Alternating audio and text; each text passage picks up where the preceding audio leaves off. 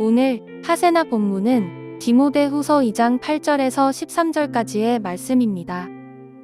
내가 전하는 복음대로 다윗의 자손으로 나시고 죽은 사람 가운데서 살아나신 예수 그리스도를 기억하십시오. 나는 이 복음 때문에 고난을 당하며 죄수처럼 매여 있으나 하나님의 말씀은 매여 있지 않습니다. 그러므로 나는 하나님께서 택하여 주신 사람들을 위해서 모든 것을 참고 있습니다. 이것은 그들도 또한 그리스도 예수 안에 있는 구원을 영원한 영광과 함께 얻게 하려는 것입니다. 이 말씀은 믿을 만합니다. 우리가 주님과 함께 죽었으면 우리도 또한 그분과 함께 살 것이요. 우리가 참고 견디면 우리도 또한 그분과 함께 다스릴 것이요. 우리가 그분을 부인하면 그분도 또한 우리를 부인하실 것입니다. 우리는 신실하지 못하더라도 그분은 언제나 신실하십니다. 그분은 자기를 부인할 수 없으시기 때문입니다. 반갑습니다, 성도 여러분. 오늘 우리가 본문을 읽으면 바울의 신앙은 언제나 예수 그리스도의 중심이었다는 것을 알게 됩니다. 바울이 고통을 참고 인내할 수 있었던 것은 예수와 함께 고통을 받을 준비가 돼 있었기 때문입니다. 그래서 바울은 디모데에게 권면할 때 예수 그리스도를 기억하라 라고 말씀하고 있습니다. 우리는 흔히 신앙생활을 고통을 참고 인내하는 것이라고 생각합니다. 맞습니다. 분명히 믿음의 경주에는 인내가 필요합니다. 하지만 인내가 우리에게 고통스러운 것만은 아닙니다. 인내함으로 믿음의 경주를 할 수 있는 것은 예수 그리스도께서 주시는 상급이 있기 때문입니다. 오늘 본문 10절은 이렇게 말씀하고 있습니다.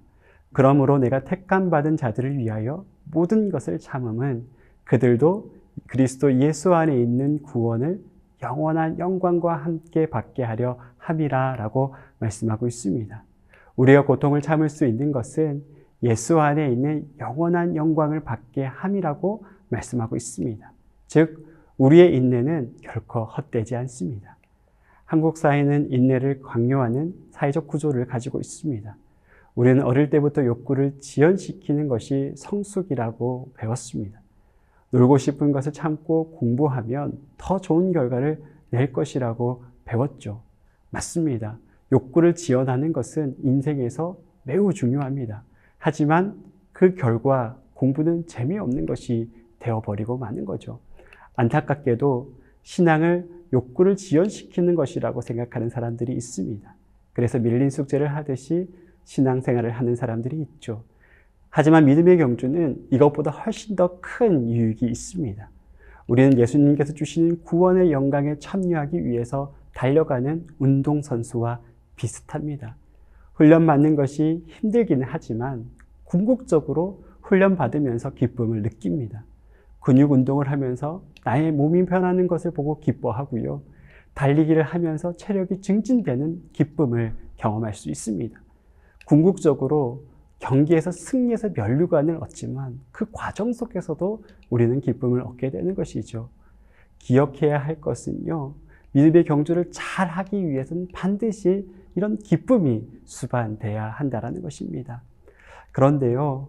믿음의 경주를 잘하기 위해서 우리가 꼭 기억해야 될 것이 있습니다. 그것은 바로 신실하신 하나님을 붙잡는 것입니다.